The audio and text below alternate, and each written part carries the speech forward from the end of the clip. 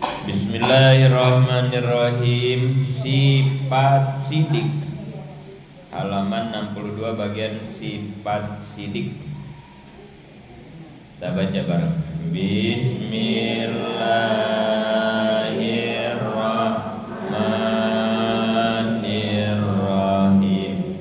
Wa yajibu bihaqi rusuli alaihimus salatu wassalam asidku watiduhu al-kizbu. Wajib hak para utusan Allah, para rasul, semoga mereka diberi rahmat dan keselamatan, sifat benar dan kebalikannya adalah bohong. Alhamdulillah, kita sudah menyelesaikan pembahasan akidah uluhiyah kemarin ya. Akidah itu dibagi berapa kemarin itu? 3. 1. Akidah uluhiyah, akidah yang berkaitan dengan Allah ya. Yang kedua, akidah nabawiyah, akidah yang berkaitan dengan para nabi, para rasul. Yang ketiga, akidah sam'iyah, akidah yang hasil pendengaran atau akidah yang kita ketahui dari Al-Quran dan hadis ya. Akidah uluhiyah kemarin ada berapa semuanya? 41 ya. Semua akidah uluhiyah kemarin, akidah yang berkaitan dengan Allah ada 41. Yang 41 dibagi 3. Sifat yang wajib di Allah 20, sifat yang mustahil di Allah 20, sifat yang jaiz di Allah 1 ya. Jadi akidah uluhiyah semuanya ada berapa? 41 ya, 41. Yang 41 dibagi 3. 1 sifat yang wajib di Allah, jumlahnya ada 20. Yang kedua, sifat yang mustahil di Allah, jumlahnya ada 20. Yang ketiga, sifat yang jaiz di Allah, jumlahnya 1. 20 sama 1, 41. Itu udah beres tuh kemarin ya. Terakhir kemarin kita ngebahas sifat yang jaiz di Allah ya, 1 itu ya. Nah, sekarang kita beralih pindah kepada bahasan akidah yang kedua nih sekarang, yaitu akidah nabawiyah, akidah yang berkaitan dengan para nabi dan para roh. Nah, ada berapa akidah nabawiyah isinya? 9 ya. Akidah nabawiyah isinya ada 9. Nanti nih kita akan bahas 9 nih di depan ya. Ada 9 akidah yang akan kita bahas di depan. Jadi akidah nabawiyah isinya ada 9. Yang 9 dibagi berapa? 3 sama. Kayak akidah uluhiyah dibagi 3. Sifat yang wajib di para nabi, sifat yang mustahil di para nabi, sifat yang jaiz di para nabi. Sama kayak akidah uluhiyah, sifat yang wajib di Allah, yang mustahil di Allah, yang jaiz di Allah. Akidah nabawiyah juga sama, dibagi 3 juga. Sifat yang wajib di para nabi, yang mustahil dan yang jaiz. Jadi yang 9 dibagi 3. Sifat yang wajib di para nabi berapa semuanya? 4. Sifat yang wajib di para nabi ada 4. Kan semuanya 9 ya. Kalau nabawiyah mah semuanya ada 9. Kalau uluhiyah tadi berapa? 41. Kalau uluhiyah mah tadi semua 41 ya. Kalau nabawi mah 9. Sifat yang wajib di nabinya 4, Sifat yang mustahilnya 4 juga, 8 berarti ya. Sifat jaiznya 1 sama. Di Allah sifat yang jaiz 1 sama ya. Di Nabi juga sifat yang jaiz 1. Jadi akidah uluhiyah ada 41, akidah nabawiyah ada 9. 41 sama 9 jumlahnya 50. Jadi aqaidul iman itu jumlahnya ada 50. Ya. Disebutnya aqaidul iman, akidah-akidah yang wajib kita percayai. Atau dulu ada juga yang nyebut guru-guru kita mah sifat 20 dulu tuh ya. Ngaji sifat 20. Berarti kalau sifat 20 mah sifat yang wajib di Allah doang kan itu ya. Ya itu mah sebutan aja mungkin ya guru-guru kita. Padahal isinya mah sama ya. Nah kalau di pesantren ini disebutnya ngajinya ngaji aqaidul iman gitu ya disebutnya. Aqaidul iman itu akidah-akidah yang wajib kita percayai. Jumlahnya ada 50 gitu. Jadi ini pengajian kita udah hampir di pertengahan ini ya, udah di pertengahan udah. Jadi sifat yang wajib akidah uluhiyah udah beres. Sekarang bagian akidah nabawiyah, nanti terakhir bagian akidah sam'iyat gitu ya. Ini udah pertengahan. Jadi sekarang kita akan mulai pembahasan akidah nabawiyah. Akidah-akidah yang berkaitan dengan para nabi dan para rasul. Jumlahnya berapa? 9. Akidah nabawiyah itu ada yang 9 dibagi berapa? 3. 1 sifat yang wajib di para rasul, para nabi, jumlahnya berapa? 4. Barang sidik, amanah, tabligh, patonah. 4. Sidik, amanah, tabligh, patonah. 4 doang tuh sifat yang wajib di para rasul ya. 1 sifat sidik, kedua sifat amanah, ketiga sifat tabligh, 4 sifat patonah. Nah, 4. Kalau yang di Allah kemarin sifat yang wajibnya kan 20 kemarin ya. Wujud, idam, bako ya, 20 itu mah ya. Nah, kalau ini mah di para nabi cuma 4. Sidik, amanah, tabligh, patonah. Yang pertama yang akan kita bahas nih, sifat yang pertama yang wajib di para rasul adalah sifat apa? Sidik. Ini yang pertama ya. Yang pertama adalah sifat sidik. Apa artinya sidik? Benar. Benar. Jadi berarti para rasul, para nabi wajib. Ini kan sifat wajib ya. Wajib bagi mereka semua memiliki sifat sidik. Berarti benar, jujur untuk para nabi dan para rasul mah wajib. Berarti sebaliknya kan mustahil ya. Mustahil sebaliknya. Para nabi, para rasul tidak benar. Kalau tidak benar berarti kan bohong. Kalau tidak benar berarti kan gak jujur ya. Makanya sifat mustahilnya itu adalah kizib. Kizib itu artinya bohong, dusta.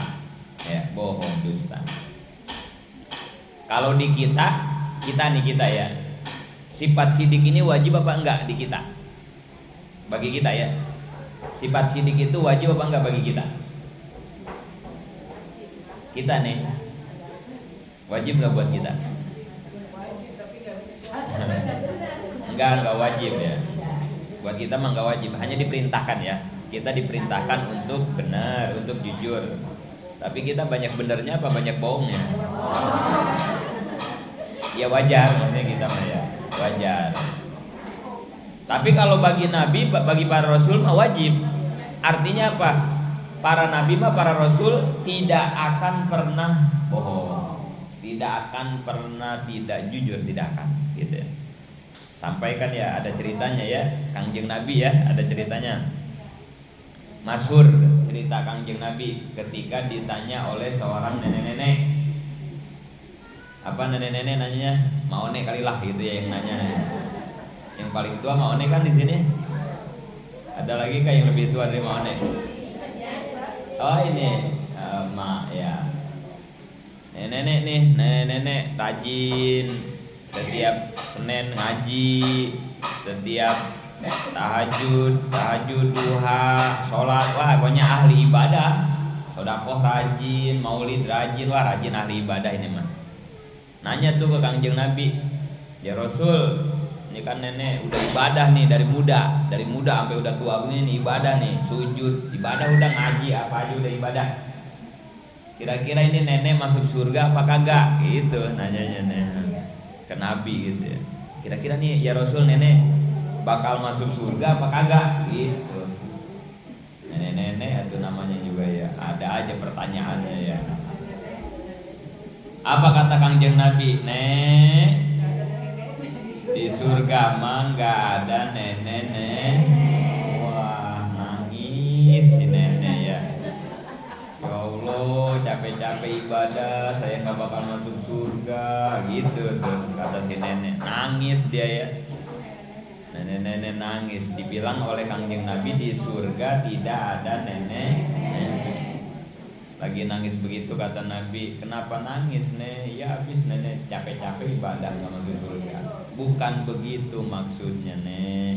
Maksudnya nanti ketika nenek masuk surga, nenek bakal menjadi perawan kembali gitu. Jadi cantik lagi, jadi 17 tahun lagi. Karena nggak ada nenek-nenek, nggak ada kakek-kakek di surga mah ya. Di surat Al-Waqiah kan dikatakan itu ya. Di semua nanti bakal menjadi perjaka kembali, menjadi gadis kembali. Bahkan walaupun udah hubungan badan di surga mah tetap perawan lagi gitu. Beda kayak di dunia ya. Sekali hubungan badan udah jadi janda ya. Kalau di surga mah nggak diperawankan lagi. Dan penampilannya juga memang umuran perawan aja, gadis gitu ya. Ngedengar begitu si nenek senyum lagi. Oh gitu ya Rasul, kirain nenek gak masuk surga katanya gitu. Kayak ngebohong kan gitu ya. Omongannya di Kangjeng Nabi mah ya kayak ngebohong gitu ya. Padahal ngebohongnya teh benar gitu ya, benar ya. Jadi gak bakalan pernah berdusta para nabi dan para rasul. Kemudian ini juga yang menjadi modal para nabi, para rasul menjadi nabi dan rasul, menjadi pemimpin maksudnya. Artinya apa? Modal mutlak seorang pemimpin itu harus jujur, harus benar. Jangan berani-berani berbohong. Jangan pernah milih pemimpin yang suka bohong, yang suka ingkar janji. Pilih saya, ntar kalau saya dipilih saya aspal, saya cor jalanan semua. Pokoknya sekolah gratis, berobat gratis ya. Kalau saya kepilih, begitu kepilih kagak datang.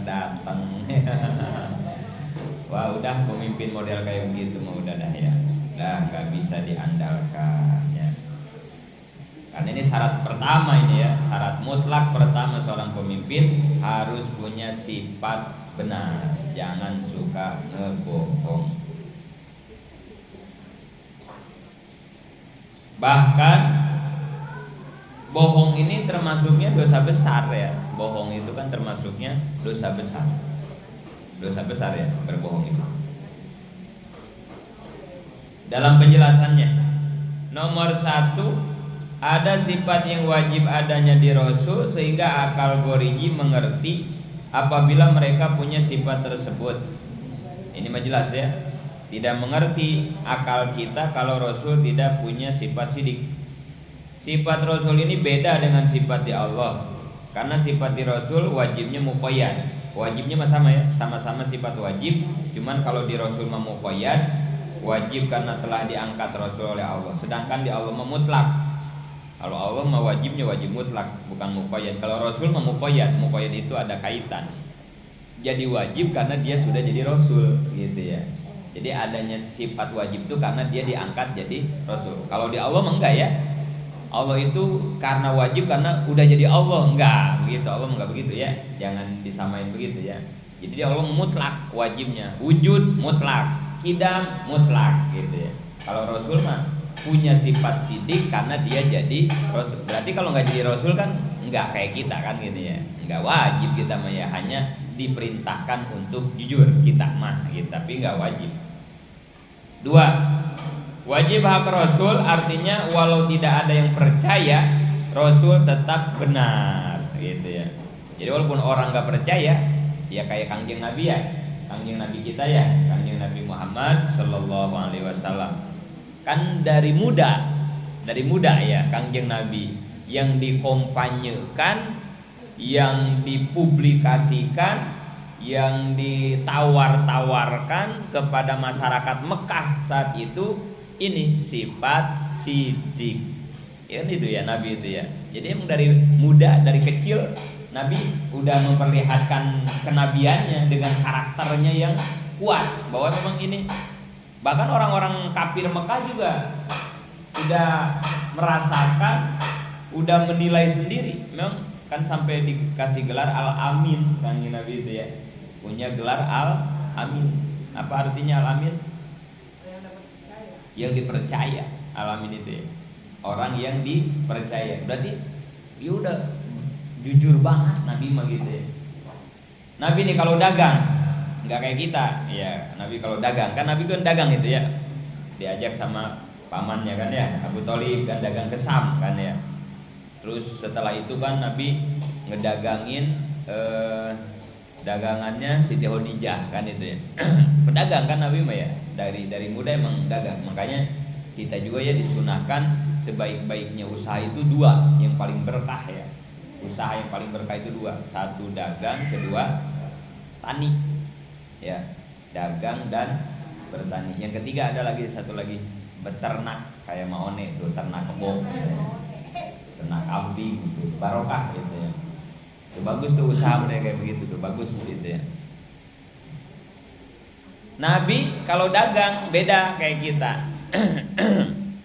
Kalau kita mah ya ada yang nawar, berapa ini mak baju mak, 100.000 kata kita gitu ya, ditawarkan sama orang 60 aja gitu ya. Oh modalnya juga belum dapat gitu kita mah ya, padahal belanja di Tanah Abang 30.000 ditawar 60 bilangnya gitu ya, modalnya belum dapat katanya. Susah berkah rezekinya kita mah yang bohong mulu ya. Kalau Nabi mah nggak begitu. Jadi kalau ditanya nih sama orang nih, pembeli konsumen, berapa ini Muhammad? Apa kata Nabi? Ini modalnya 30.000 gitu kan Nabi. Ini modalnya saya belanja 30.000, terserah tuan mau melebihi berapa. Gitu Nabi. Jadi kasih tahu modalnya, Nabi terserah yang beli mau berapa aja lebihinnya gitu. Ya mau disamain nih kayaknya nggak apa-apa gitu ya. Yang penting mah nggak bangkrut aja kali gitu ya, nggak nombok aja gitu. Tapi ini juga jangan dipraktekin juga ya sama kita ya, bahaya juga ya. Model kayak kita jangan kita mah ya, jangan juga kita nggak siap kita mah ya. Dagang dikasih tahu modalnya bangkrut kita mah ya, bangkrut kita mah. Ini saya belanja di Tanah Abang 20.000, ya udah 25 aja gitu. Ya elah, bensin berapa, ngebaso berapa kan. Kita mah jangan ya. Ini mah kan Nabi kan beda ya. Keikhlasannya, kan ketawakalannya, kesabarannya beda sama kita. Nah, kita mah kalau begitu ngasih tahu modal ditawar lebih cuma 5.000 doang. Iya mah iya, tapi di ating gerutu kan itu. Sialan kan gitu ya. Jadi kagak ikhlas ya. Jadi ya nggak berkah lagi nanti rezekinya. Nabi gitu tuh, salah satu kejujuran kangjeng Nabi ketika dagang begitu. Diakui oleh semua orang-orang Mekah saat itu bahwa Muhammad ini orang yang jujur luar biasa. Bahkan ketika sedang ngedagangin dagangannya Siti Khadijah, ini Siti Khadijah ya tanda-tandanya mau udah tahu, udah ngerti bahwa ini Muhammad calon Nabi. Kan salah satu kenapa Siti Khadijah mau nikah sama kangjeng Nabi kan itu sebetulnya ya. Kan Siti Khadijah teh punya paman ya, Warokoh ya, Warokoh. Siti Khadijah itu punya paman, punya mamang namanya Waroko. Waroko itu pendeta. Pendeta ya, pendeta. Berarti orang Yahudi, orang Nasrani. Waroko nih. Bukan orang Islam, bukan ya, tapi Yahudi Nasrani yang masih orsinil, yang dulu zaman Nabi Isa, Nabi Musa. Jadi yang megang Injil dan Taurat. Nah, ini salah satunya Waroko, ulama. Waroko itu kalau kayak kita ajengan, kiai yang menguasai kitab Taurat dan kitab Injil. Siti Khadijah tuh udah sering ngedengar dari pamannya nih, dari Waroko, bahwa nanti bakal ada nabi akhir zaman, ciri-cirinya kayak begini kan gitu ya. Salah satunya kejujuran gitu ya, jujur orangnya. Nah, maka ketika Kangjeng Nabi mulai dewasa di Mekah, kan umurnya jauh sama Siti Khadijah ya. Ketika nikah kan Siti Khadijah usianya berapa? 40 tahun ya. Kalau Kangjeng Nabi 25 ya. Ketika nikah itu ya, nikah sama Khadijah. Siti Khadijahnya 40 tahun, Kangjeng Nabinya 25. Berarti selisihnya berapa tahun? 15 tahun ya. Ada nggak sekarang yang selisih 15 tahun? Yang nikah ada dia, sekarang nggak ada ya, sama nenek-nenek gitu ya. Ya tapi rata-rata kaya biasanya gitu ya. Kenapa mau nikah sama One? Kebawanya banyak sama One. Misalnya ya nggak boleh sekarang sama One masih punya suami, sekarang mah ya sama One ya. Nggak boleh nikah sama One karena masih punya laki sama One. Cuman sekarang nggak ada begitu ya, berondong yang suka nikah sama ibu-ibu gitu ya. Cuman biasanya kaya gitu ya. Tujuannya itu ya, kaya. Saya juga sama Umi nikah beda umurnya ya. Tuaan siapa? Tuaan Maone sama Umi. Ya, jadi Nabi 25, Siti Khadijah 40.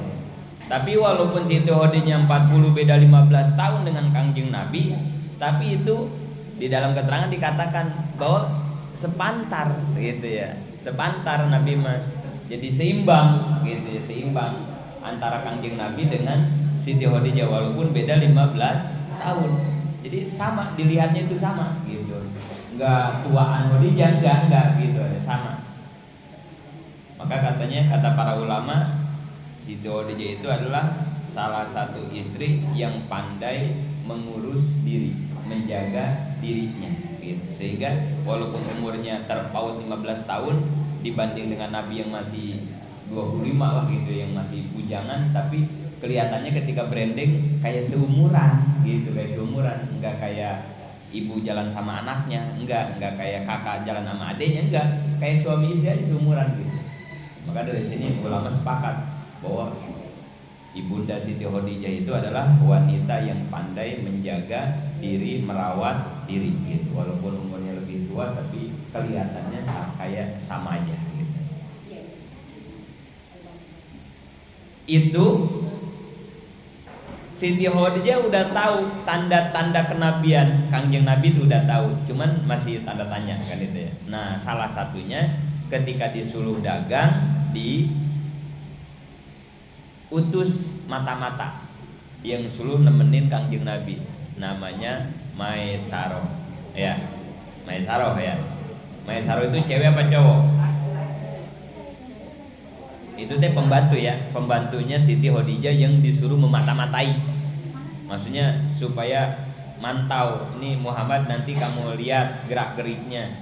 Ini kan kalau yang saya tahu informasinya ini adalah calon nabi, tapi kamu pantau bener nggak gitu ya, nanti tanda-tandanya ada nggak. Makanya diutuslah Maisaro.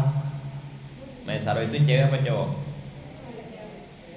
Ini yang disuruh nemenin Nabi dagang ya, Kesam ya, salah satunya Maisaro ya, pembantunya Siti Khadijah. Cewek cowok?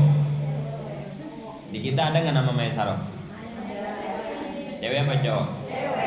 Cewek di kita ya. Kalau Maisaro cewek, masa Kangjeng Nabi dagang berduaan dengan cewek kan itu ya. Kan ini kan lintas negara. Mekah Sam itu bukan dari sini ke Bantar Gebang, bukan ya. Ini beda negara, Indonesia Singapura kali begitu ya. Jauh jaraknya dari Mekah ke Sam itu jauh. Jadi nggak mungkin Kangjeng Nabi ditemenin oleh seorang wanita, ya walaupun itu pembantu ya. Jadi Maisaro itu laki-laki, ya laki-laki Maisaro itu ya. Namanya nama perempuan kalau kata kita mah ya. Di kita namanya dipakai perempuan di kita mah ya. Ya kalau misalnya itu laki-laki, masa iya Nabi ya berdua? Kalau itu perempuan ya, masa iya Nabi dagang berduaan? Kan itu berdua doang ya, sama perempuan. Wah, nggak pantas banget ya. Jadi dalam sejarah itu dikatakan Maisaro itu adalah seorang laki-laki pembantunya Siti Khadijah. Tuh diintai itu sama Maisaro. Jadi seakan-akan disuruh nemenin kerja dagang, padahal mah itu udah perintahnya mata-matanya Siti Khadijah gitu ya. Saking pengen tahu bener gak sih gitu ini calon Nabi. Beres dagang ditanya sama Siti Khadijah kan, apa Maisaro yang kamu temukan selama dagang tentang Muhammad gitu ya. Jelasin dah sama Maisaro, Muhammad itu kalau lagi jalan awan ngikutin itu. Jadi kalau jalan ini panas kayak gini gak usah pakai payung, jadi awan tuh di atas ngikutin gitu. Jadi Nabi mah selamanya nggak pernah kepanasan, awan tuh ngikutin gitu kata Maisaro. Wah iya bener, ini bener kata mamang saya Warokoh, di Injil di Taurat begitu tandanya seorang calon Nabi itu begitu kalau jalan. Bagus, apalagi katanya gitu kata Khadijah. Muhammad tuh kalau lagi istirahat, capek nih jalan istirahat, neduh nih di bawah pohon. Itu batang-batang pohon tuh bergerak. Jadi kalau mataharinya dari sono, batangnya nutupin gitu, bergerak. Jadi selamanya juga Nabi nggak pernah kena matahari. Wah iya, benar, begitu juga katanya. Itu yang ada di Taurat dan Injil. Wah udah semakin ini kan, Siti Khadijah kan ya. Bener ya. Ini udah nggak salah, ini berarti Muhammad nih calon Nabi akhir zaman. Kudu saya harus nikah ini mau udah jangan sampai gagal, jangan sampai kerebut sama orang ini kan ya. Ini manusia istimewa kan gitu ya. Cuman Khadijah tetap Khadijah. Artinya Khadijah tetap perempuan. Masa iya perempuan menyatakan cinta terlebih dahulu kan gitu ya. Kalau laki ya tetap di zaman dulu nggak boleh ya, bukan nggak boleh, nggak pantas lah perempuan nembak laki-laki kan gitu ya, enggak ya begitu. Nah ini dalam sejarah kan dikatakan Siti Khadijah akhirnya mencari macomblang ya, cari macomblang itu yang pura-pura gitu, seakan-akan si macomblang ini nawarkan kepada Kangjeng Nabi, nawarin Khadijah kepada Kangjeng, pura-puranya begitu gitu, disuruhnya di settingnya sama Khadijah begitu gitu. Padahal itu teh suruhan Khadijah gitu. Jadi dia pura-pura Muhammad nggak demen apa itu sama Khadijah gitu, seakan-akan gitu ya, udah mah cantik, kaya raya, sepertiga harta yang berputar di kota Mekah itu miliknya Khadijah, 1/3-nya. Saudagar kaya Mekah Khadijah itu luar biasa, perempuan kan ya, bukan lelaki ya. 1/3-nya harta Mekah itu milik Siti Khadijah. Jadi emang macomblangnya digituin tuh, masa kamu nggak tertarik gitu ya, padahal itu suruhan Siti Khadijah gitu ya, supaya Kangjeng Nabi tertarik. Akhirnya lama-lama ya gitu ya, di ojok-ojok lah kan gitu ya, kita suka kan begitu ya, lalu kawin sama sono kan itu ya, padahal dia kagak demen kan itu, ayo aja bang kita dipanas-panasin ya. Wah itu bapaknya kontrakannya banyak banget itu kan itu ya, anaknya juga cuma 1 dia doang kan itu ya, udah kawinin aja malu gitu. Nah gitu akhirnya jadi gitu sampai nikah. Sampai udah nikah juga berapa lama itu ya, Kangjeng Nabi teh lama nggak diangkat-angkat jadi nabi kan ya, setelah nikah teh kan belum ya. Kan Kangjeng Nabi itu diangkatnya usia 40 kan ya. Kan nikah 25 ya. 25 itu jadi nabi, jadi rasulnya itu 40 ya. Dari 25 ke 40 berapa tahun? 15 lagi ya. Itu nungguin 15 tahun Khadijah H2C itu ya, harap-harap cemas ya. Katanya ini calon nabi, tanda-tandanya udah ada kemarin kan gitu ya, tapi kok belum diangkat-angkat gitu ya. Harap-harap cemas itu Khadijah, ini teh beneran apa bukan ya, aduh gua salah ini nikahnya sama Muhammad gitu ya. Dia karena belum diangkat aja ya jadi nabi itu si Khadijah. Nah sampai kejadian di Gua Hiro, nah itu ya, sampai ada kejadian di Gua Hiro, Kangjeng Nabi didatengin malaikat Jibril.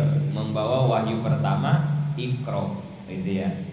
Nabi kan waktu itu kagak tahu bahwa yang datang itu Jibril, kan nggak tahu ya, nggak ngerti Nabi yang datang itu Jibril. Kok Nabi takut waktu itu ya? Kata Jibril, Iqra, kan gitu ya. Lagi sendirian, malam-malam di dalam gua gelap gulita, datang makhluk yang nggak dikenal. Ya kita juga pasti lari lah ya kalau lagi sendirian, lagi ini kan gitu ya, lagi di kamar apa di mana datang makhluk yang kita udah nganggapnya udah apa aja kan, memedi apa-apa kan gitu ya. Ditambah begitu ya Jibril, Iqra kan gitu ya. Katakan Nabi kan, mana biqori. Baca kata Jibril itu. Saya nggak bisa baca kata Kang Nabi sampai 3 kali ya. Iqra, mana biqori. Saya nggak bisa baca. Udah mah takut dibentak-bentak lah gitu mungkin bahasanya. Udah mah kita nggak baca, kata Nabi nggak bisa baca, disuruh baca gitu ya. Sampai kan terakhir di ini kan ya, di sejarah itu kan dirangkul kan ya sama Jibril tuh ya, dipeluk kencang-kencang, terus Iqra, baru tuh kanjeng Nabi ya, Iqra bismi rabbikal ladzi khalaq, sampai 5 ayat ya, khalaqal insana min alaq, Iqra wa rabbukal akram alladzi 'allama bil qalam. Itu 5 ayat pertama kan ya, ayat pertama yang diturunkan kepada kanjeng Nabi. Itu dia sambil dirangkul sama Jibril, sambil dipeluk kencang itu dia. Habis suruh baca, kagak bisa baca Nabi ya 2 kali.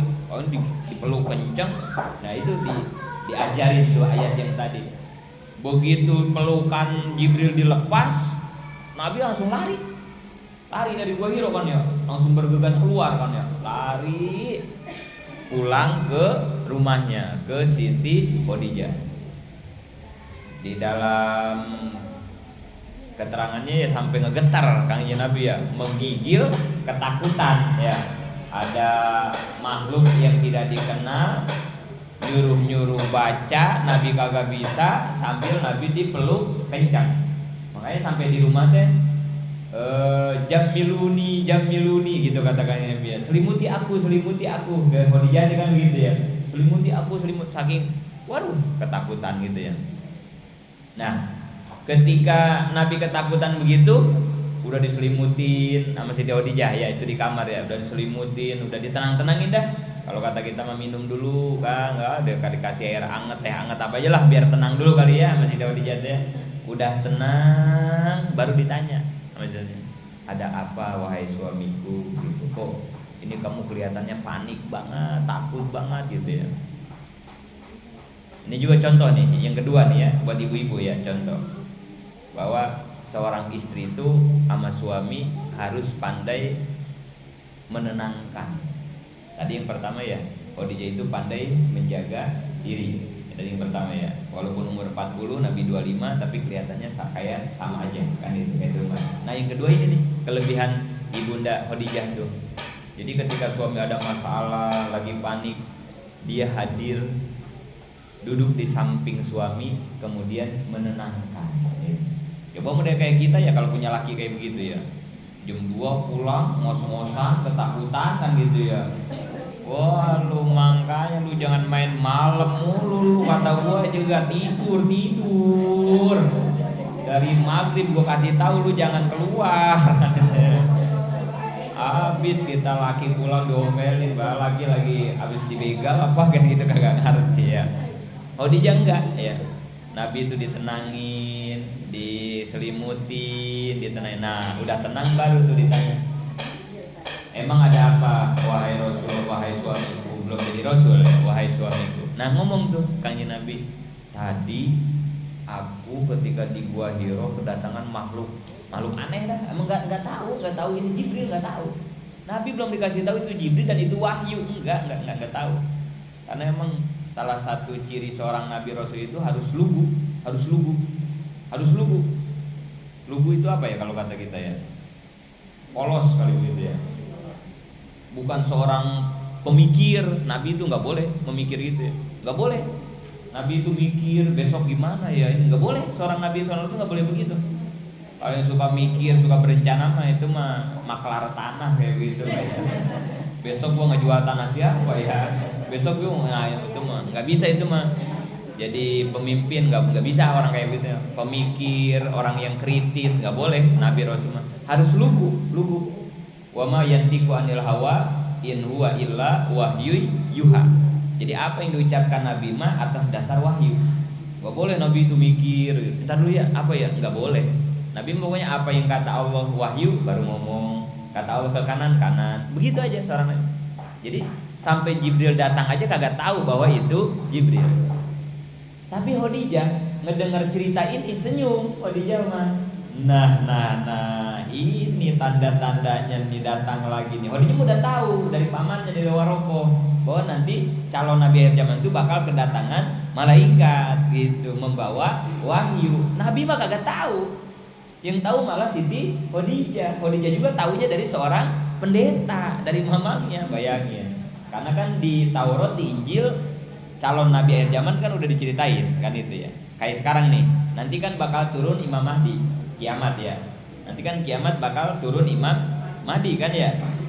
Kalau kiamat gede ya, kiamat gede kan, nanti yang turun Nabi Isa, Imam Mahdi, Dajjal nanti ya, mau kiamat itu ya. Terus ada dabah, terus ada gelap selama 40 hari 40 malam. Itu tanda-tanda kiamat gede kan begitu ya. Banyaklah tanda-tandanya. Nah, salah satunya nanti bakal turun Imam Mahdi. Jadi nanti yang pertama turun itu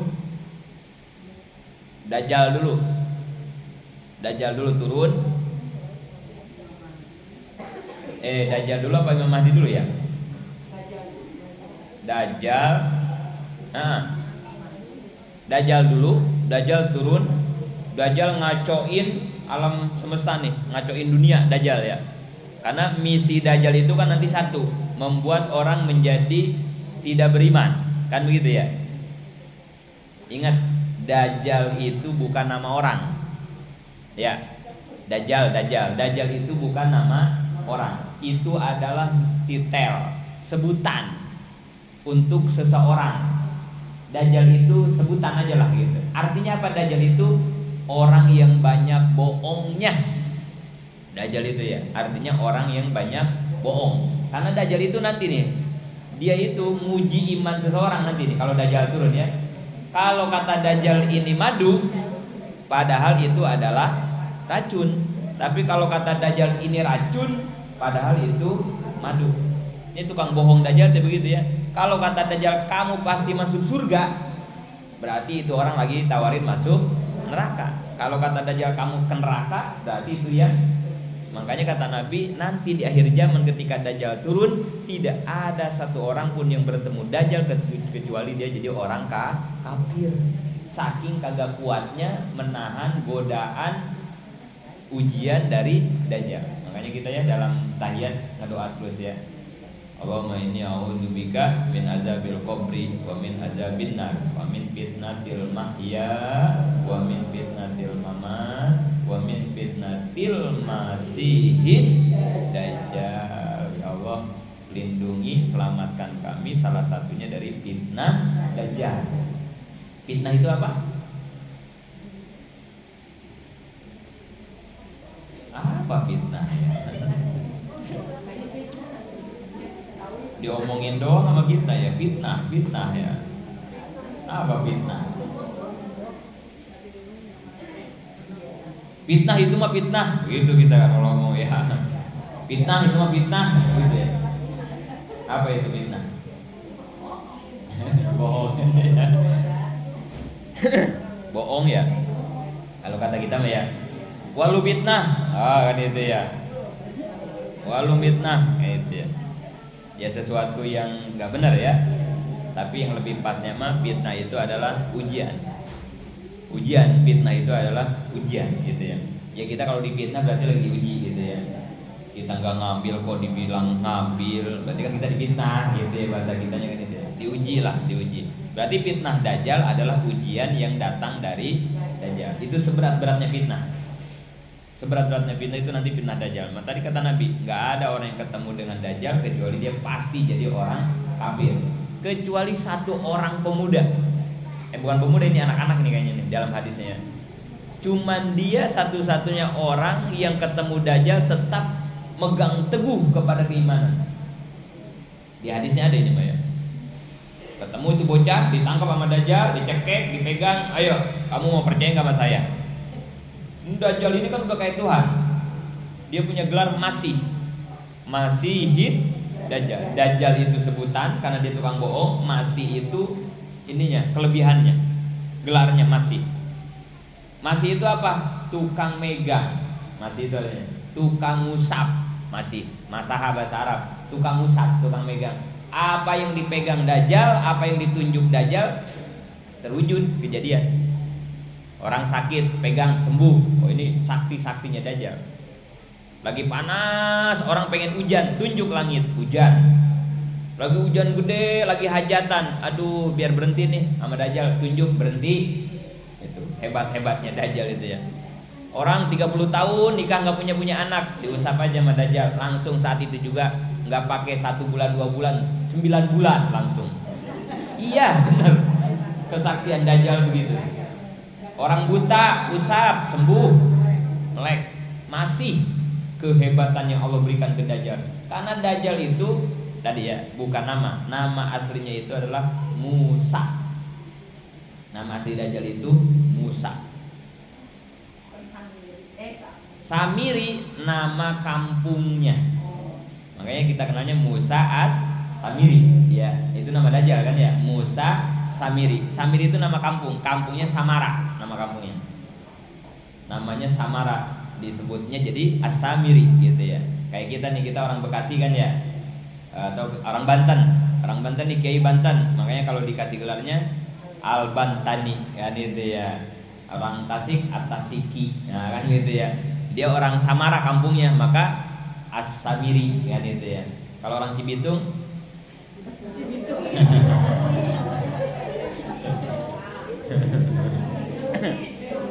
ya ujungnya dikasrohin gitu ya.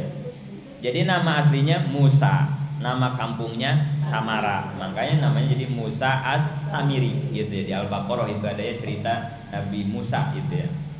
Kayak Nabi Musa namanya ya. Kenapa namanya Musa? Karena ceritanya sama kayak Nabi Musa. Sama. Nabi Musa kenapa disebut Musa? Kenapa? Nabi Musa. Karena waktu lahir di zaman Firaun ya.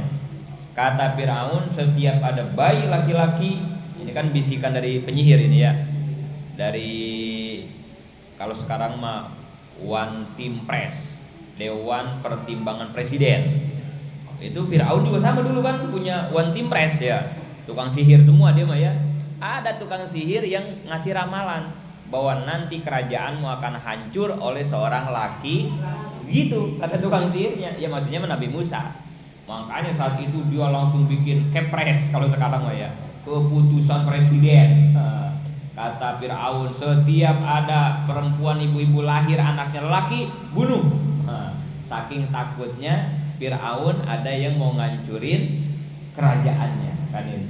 Udah, asal ada yang lahir diintip, cewek apa cowok? Cowok, potong, langsung kubur kan itu. Cewek cowok, cewek mantepin. Begitu. Termasuk saat itu lahir Nabi Musa. Kan ibunya udah ketar-ketir, wah mati anak gua ini ya. Cowok pisan ya. Ya tapi kan ya, makar Allah lebih hebat dibanding makar musuh-musuhnya. Wa makaru wallahu khairul makirin. Firaun dengan bala tentaranya punya makar, punya tipu daya, punya rencana. Atur rencana Allah mah gak bakal bisa dikalahin ya sama Firaun. Nah ini juga ya yang harus jadi kekuatan buat jiwa kita. Biar orang yang jahat, orang yang zalim sama kita punya rencana, sejuta rencana, kalau kita ada di garis, di atas garis yang benar, jangan pernah takut. Karena makar Allah gak bakal bisa dikalahkan oleh makar makhluk, gak bakal. Ayo maju aja terus, jangan takut. Yang benci cuma sekampung Cibitung, ngapain takut dibenci sama tahun Cibitung? Penting kita kata Allah benar, jalan aja udah. Ntar diomongin, ntar gak enak sama ibu anu, jalan aja. Selama yang kita lakukan itu benar gitu ya. Kecuali yang kita lakuin kagak benar, nah itu harus takut gitu ya. Tapi kalau benar mah, walaupun kita hanya satu orang, maju aja. Yang ngalangin sekampung Cibitung, labrak, gak bakalan kalah gitu ya. Karena di belakang kita ada Allah dan para malaikat. Ibunya bingung, aduh mati dah anak gue ini gimana. Tapi Allah punya rencana. Dibisikinlah kepada ibunya Nabi Musa, alirkan, hanyutin anak kamu di sungai Nil. Kan itu ya, hanya kan dihanyutkan ya Nabi Musa mah ya, ditaruh di wadah. Itu masih bayi ya, masih bayi baru ditaruh di wadah, dihanyutin di sungai Nil. nganyut itu suhu itu ya Nabi Musa ya. Nah itu sampai nanti ditemukan oleh istri Fir'aun. Bayangin ya, ini makar Allah kayak begitu deh ya. Fir'aun lagi genting-gentingnya, lagi panik-paniknya, takut kerajaannya ada yang ngancurin. Karena bisikan dari tukang sihirnya yang ngancurin itu anak cowok. Allah sengaja nyuruh ibunya Nabi Musa menghanyutkan Nabi Musa ke sungai Nil, ditemukannya sama istri Fir'aun. Langsung ke istrinya, ketemu kan dia pas ngeliat ada bayi cakep banget kan gitu ya, tapi cowok kan gitu ya. Dibawa ke Fir'aun. Pas dibawa, waduh, kata Fir'aun di hatinya ya, ini anak lelaki kan gitu ya, yang bakal dalam ramalannya bakal ngancurin kerajaanku, tapi yang pengen bini gua kan gitu ya. Nah ini ya, satu-satunya kelemahan laki-laki mah wanita. Gak bisa. Segagahnya Fir'aun, sehebatnya keputusan Fir'aun kan gitu ya, kalau udah bininya sendiri mah lemah. Ya dah, urus dah gitu ya. Padahal di hatinya mah takut. Aduh ini nih. Dan itu makar Allah, dan dia nanti bakal ngancurin kerajaan Fir'aun, dirawat sendiri ya sama bin. Nah gara-gara itu Nabi Musa dikasih nama Musa. Musa itu bahasa orang dulu lah, orang Yunani apa bahasa apa ya, artinya anak air. Musa teh anak air karena tadi ya, karena dianyutin di sungai Nil. Jadi Musa itu artinya anak air, bukan kodok. Anak air itu bukan kodok. Anak air itu yaitu gitu ya. Nah Dajjal juga sama, namanya Musa. Kenapa dinamain Musa? Karena waktu itu kampung Samara pernah dilanda banjir besar, kayak banjir yang terjadi pada zaman Nabi Nuh. Kampung Samara ya, banjir besar, semuanya mati, semuanya tenggelam semuanya. Ya kalau kayak kita mah longsor kali gitu ya, longsor banjir bandang gitu ya. Udah Cibitung hancur udah semua. Ini kena banjir. Dari mana ya banjirnya Cibitung ya? Bakal kebanjiran gak nih kampung Cibitung? Kata kita mah kagak ya. Ke laut jauh kita mah ya, ke kali jauh, pantai kagak ada, danau kagak ada, adanya rawa di kita mah ya. Rawa apa kita? Nah itu rawa lele ya. Kata kita ya, kampung Cibitung mah aman, gak bakal kena banjir. Tapi hati-hati ya, jangan aman-aman. Buat Allah mah kata Allah apa? Maone ini kan dulu rawa lele, berarti dulu rawa itu ada airnya, berarti sumber air masih. Atau kalau Allah pengen ngebanjirin kampung Cibitung nih, kalau orang Cibitungnya nggak pernah ibadah, nggak mau ngaji, maksiat mulu, gampang, buka aja tombol rawa lele yang dulu. Iya benar begitu kan ya? Dulu kan udah ada bahannya rawa, memang rawa, diuruk kan sekarang ya. Jadi apa sekarang? Royal. Oh, pas si ibu rumahnya di situ ya, pasti rawa lele ya. Oke, kalau rumahnya jadi rumah si ibu mah aman. Ibunya masih rajin ngaji ya, aman. Tapi kalau di rawa lele rumahnya rumah tukang maksiat, orang gak, wah itu mah bakal buru-buru dibuka mau gak ya? Disentil tutupnya mau gak ya? Air kebuka dari situ. Tapi insya Allah kalau rumahnya masih ibu mau, insya Allah aman, udah aman dah. Rawa lele aman. Tapi begitu ya, takutnya si ibu nanti pindah ya, takutnya pindahnya ke Jamrud misalnya kan ya, rawa lelenya dijual sama orang yang bukan tukang ahli ibadah. Naudzubillah. Bisa buat Allah dibongkar rawa lele, keluar air dari situ. Jadi jangan saya mah aman, jauh dari laut, jangan bakal banjir, awas ya. Karena azab itu turun ketika penduduk buminya sudah tidak mau beribadah dan rajin melakukan maksiat. Kan itu aja ya, pengundang azab itu aja. Itu ya. Jadi kampung Samara kebanjiran, habis semua.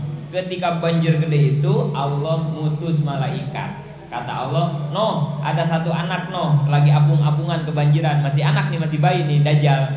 Noh selamatin." Diselamatin sama malaikat yang nyelamatin juga. Sama malaikat dibawa itu, si Dajjal dibawa, ditaruh di satu pulau. Di pulau itulah si Dajjal ini diajarin ngaji, diajarin zikir, diajarin segala-gala. Makanya dari situ si Dajjal dikasih nama Musa, karena dia pernah kampungnya kebanjiran, dia ada di atas air gitu ya, diselamatin sama malaikat anak air juga ya Musa itu ya. Taruh dah tuh di pulau itu, diajarin, dididik malaikat ya.